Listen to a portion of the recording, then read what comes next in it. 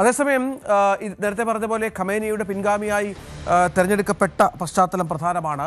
വലിയ ആക്രമണം ടെഹ്റാനിലടക്കം നടക്കുന്നു എന്നുള്ള വിവരങ്ങൾ കൂടി ഇപ്പോൾ പുറത്തുവരുന്ന പശ്ചാത്തലം കൂടിയുണ്ട്. ഇറാനിലെ പല മേഖലകളിലും വലിയ സ്ഫോടനങ്ങൾ സംഭവിക്കുന്നുണ്ട്. ഇസ്രായേലും അമേരിക്കയും സംയുക്തമായുള്ള ആക്രമണം അവിടെ പുരോഗമിക്കുന്നുണ്ട് എന്നുള്ളത് ഏറ്റവും പ്രധാനപ്പെട്ട ഒന്നാണ്. വിഷപ്പുകയടക്കം പല മേഖലകളിൽ നിന്നും വ്യാപിക്കുന്നു എന്നും മാധ്യമങ്ങൾ റിപ്പോർട്ട് ചെയ്യുന്ന പശ്ചാത്തലം പ്രധാനമാണ്. അജയ്, ആക്രമണത്തിൽ ഒരു കുറവുമില്ല. തുടർച്ചയായ മുന്നറിയിപ്പുകൾ നൽകിക്കൊണ്ട് ഇറാന്റെ പല മേഖലകളിലും ആഞ്ഞടിക്കുകയാണ് ഇസ്രായേലും അമേരിക്കയും എന്ന് വേണം കരുതാൻ.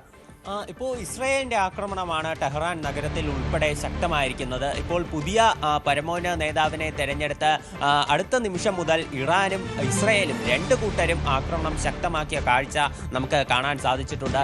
ഇറാൻ ഇസ്രായേലിലേക്ക് കൂടുതൽ ഡ്രോണുകളും മിസൈലുകളും അയക്കുന്നു. അവിടെ നിരവധി നഗരങ്ങളിൽ ടെല്ലവീവ് അതുപോലെ തന്നെ പല സ്ഥലങ്ങളിലും ഈ അപകട സൈറനുകൾ മുഴങ്ങുന്ന ഒരു അവസ്ഥയുണ്ടായിട്ടുണ്ട്.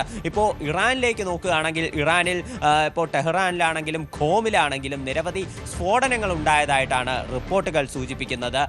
ഇപ്പോൾ നിരവധി എണ്ണപ്പാടങ്ങൾ ഇന്നലെ തന്നെ തകർന്നിരുന്നു. അതിനെ സംബന്ധിച്ചുള്ള ചില വിവരങ്ങൾ വന്നിട്ടുണ്ട്.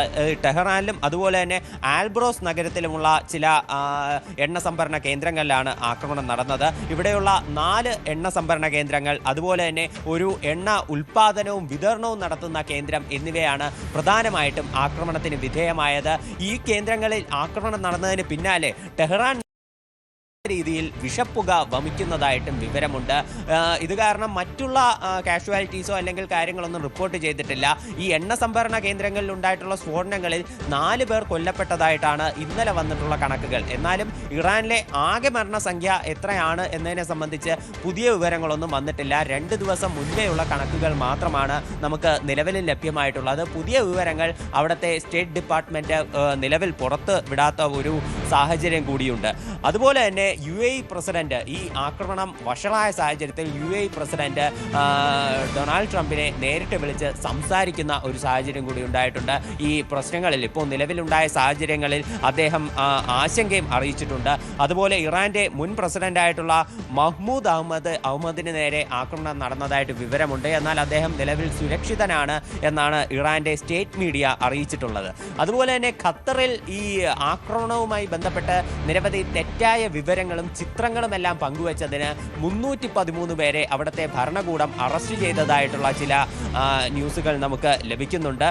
പിന്നെ ഇറാഖിലെ ഒരു US കേന്ദ്രം കേന്ദ്രീകരിച്ചും ആക്രമണ ശ്രമം നിലവിൽ നടന്നിട്ടുണ്ട്.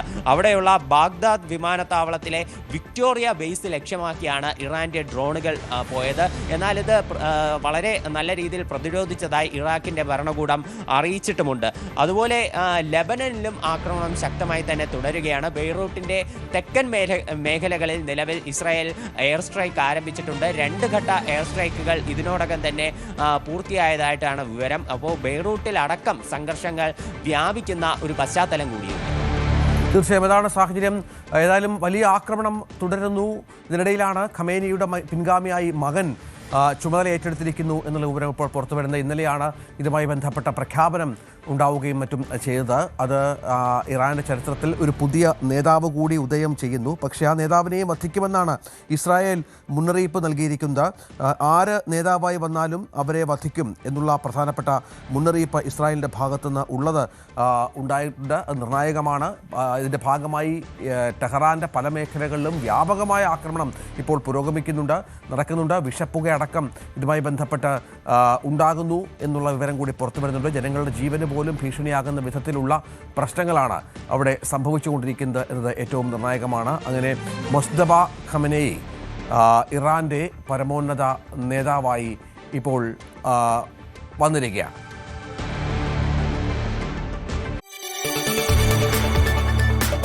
കൂടുതൽ വാർത്തകൾക്ക് News 18 Keralam YouTube channel subscribe ചെയ്യുക.